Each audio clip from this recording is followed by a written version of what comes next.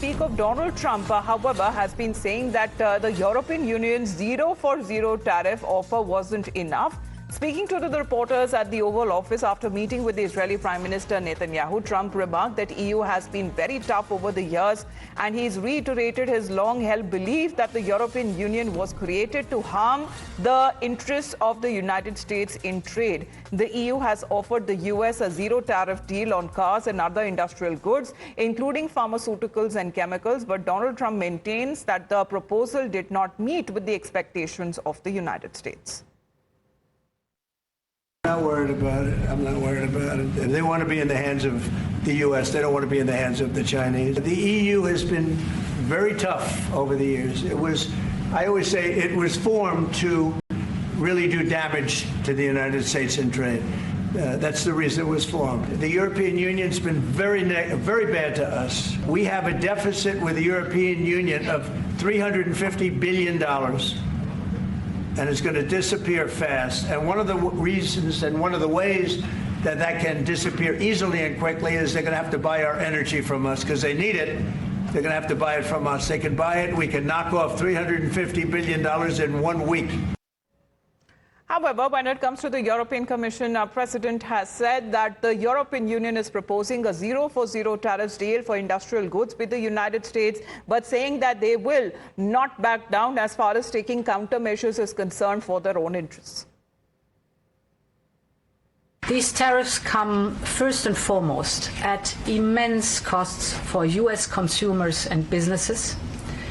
But at the same time, they have a massive impact on the global economy. Especially hard hit are the developing countries. And this is a major turning point for the United States. Nonetheless, we stand ready to negotiate with the United States. Indeed, we have offered 0 for 0 tariffs for industrial goods, as we have successfully done with many other trading partners. Because Europe is always ready for a good deal, so we keep it on the table. But we are also prepared to respond through countermeasures and defend our interests.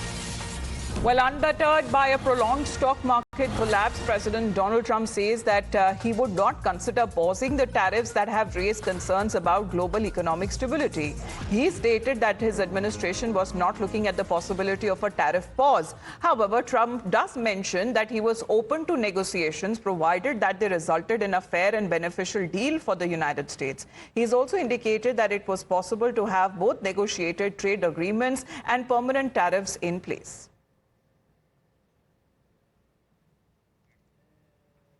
Now, as far as when it comes to Donald Trump here is concerned, because he has been undeterred, saying that when it comes to oil prices that are down, interest rates, according to him, is going down. There is no inflation, and the long-time abuse United States is actually bringing in billions of dollars a week from the abusing countries on tariffs that are already in place. And he has also been accusing China, which recently raised tariffs by 34% and ignored his warnings not to retaliate. He said that tariffs are already in place, were bringing in billions of dollars each week. Well, Shinjoy, he's been calling China as the biggest abuser of all, but the zero tariff offer that is now coming in from the EU as well, he's rejected that deal. So he's already going head on, whether be it with China, with EU, and of course there is Canada.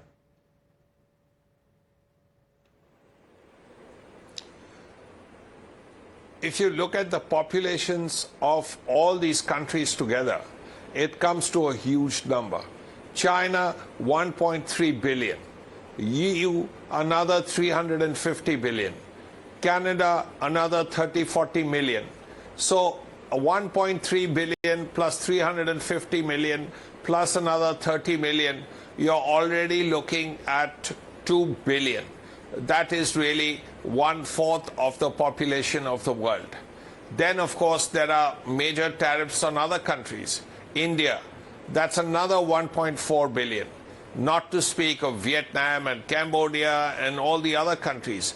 So Japan and South Korea also facing tariffs. So half the world is impacted in a very serious way. Now, if this continues, then Trump will have trade wars and tariff wars with much of the world. And is this something that can continue for long? is also a question that his economists will have to ask.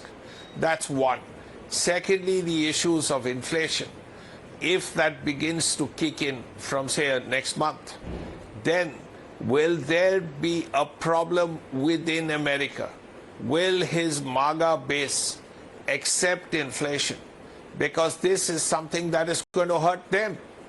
If you're going to impose 34% tariff and then another 50% tariff on Chinese goods. Because investors there too has been also saying they're not very happy with the kind of tariff announcement that has been done by President Trump. And however, Donald Trump says that he will not remove tariffs unless they pay us a lot of money to the countries that he has been accusing and dismissing concerns about rising prices, calling tariffs as a very beautiful thing. Remains to be seen how the markets react today, as Pradeep has also been speaking to the people concerned over when it comes to the stock markets that have also been hit in India.